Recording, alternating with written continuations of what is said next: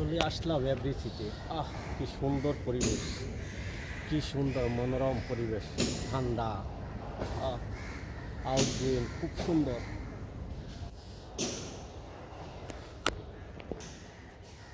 যাই একটু সামনে দেখি, আরো অনেক সুন্দর জিনিস আছে, দেখা যাক।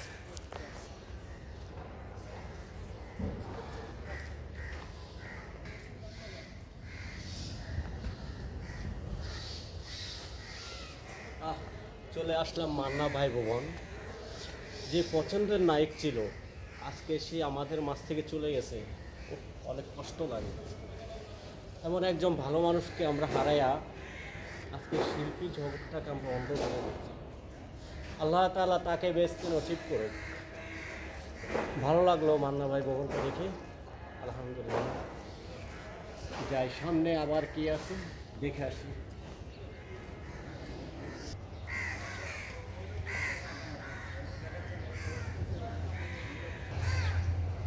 সবসময় দেখি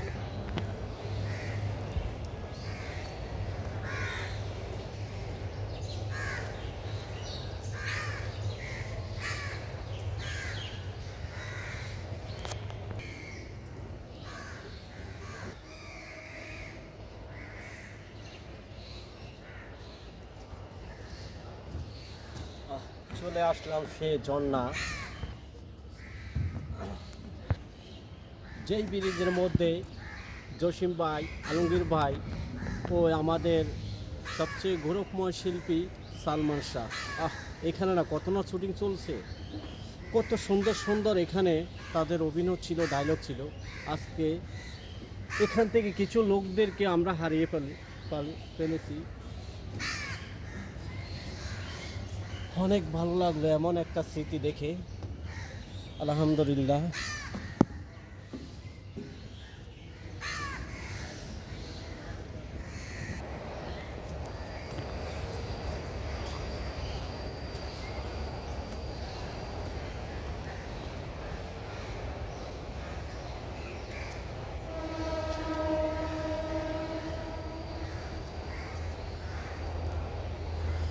এই সেই স্মৃতি যেখানে চৌধুরীদের বসার অবস্থান ছিল,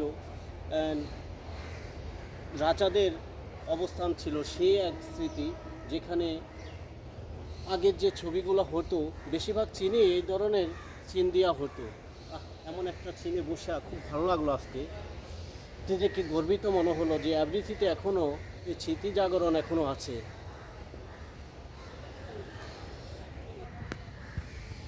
জমিদারদের যে ছবি হতো সেই ছবির চিনগুলো এখান থেকে নেওয়া হতো। আজকে সেখানে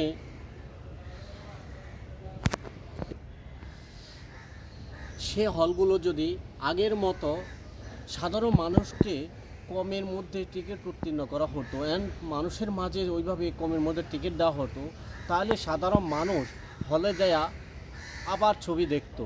আর এই ধরনের স্পোর্টে আবারও ছবি হতো, আবারও এখান থেকে শুটিং চলতো। কিন্তু আজকে বিশাল বিশাল বাজেট থাকার কারণে আজকে এই ধরনের স্পোর্টগুলা সাধারণ মানুষ মিস করতেছে। তারা এটাকে উপলব্ধি করতে পারতেছে না, কারণ তাদের যে বাজেট অনুসারে তারা করে পারতেছে না। যাক, এখানে আয়সা দেখা আপনাদেরকেও দেখাইতে পারলাম, আমি নিজেও বসা অনেক ভালো লাগলো। সবাই ভালো থাকেন। দেখি আরও একটু দেখি আবার কি দেখা যায়, আপনাদের মাঝে নিয়ে আসবো।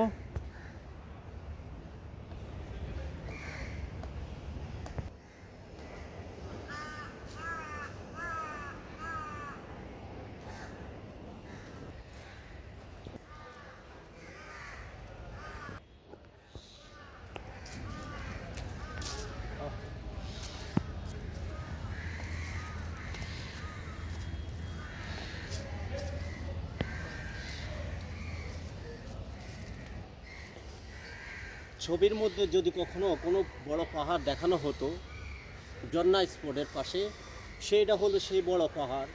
ওই পাহাড়টার মধ্যে এখন আমি বসে আছি, কারণ প্রত্যেকটা ছবিতে আমরা দেখতাম এই পাহাড়টাকে শুটিংয়ে নেওয়া হতো। অনেক সুন্দর। আজকে আমি বসে আমার কাছে অনেক ভালো লাগলো। আসলে এমন সৌন্দর্য জিনিস তো সবাই কে না চায়। সবাই চায় সবাই এই ছবিতে নেওয়ার জন্য।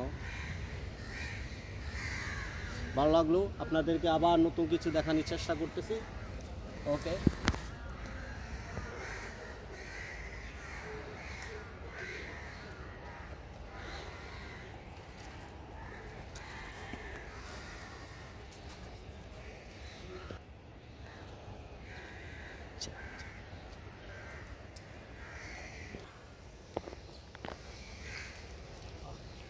এফডিসির ভিতরে যে মসজিদটা দেখি আমরা, যেখানে 5 ওয়াক্ত নামাজ পড়া হয়, সেই মসজিদটার সামনে এখন আমি আছি। এখানে নায়করা, ডিরেক্টররা, পরিচালকরা সবাই মিলে এখানে নামাজ পড়ে। এফডিসির ভিতরে এত সুন্দর একটা মসজিদ, আমি নিজে দেখে অবাক। আলহামদুলিল্লাহ, এমন এক জায়গায় এমন সুন্দর মসজিদ করার জন্য যারা করছে তাদেরকে অসংখ্য ধন্যবাদ। লেটস গো, আপনাদেরকে নতুন কিছু আবার দেখানোর জন্য সামনে এগিয়ে যাচ্ছি, পাশে থেকে।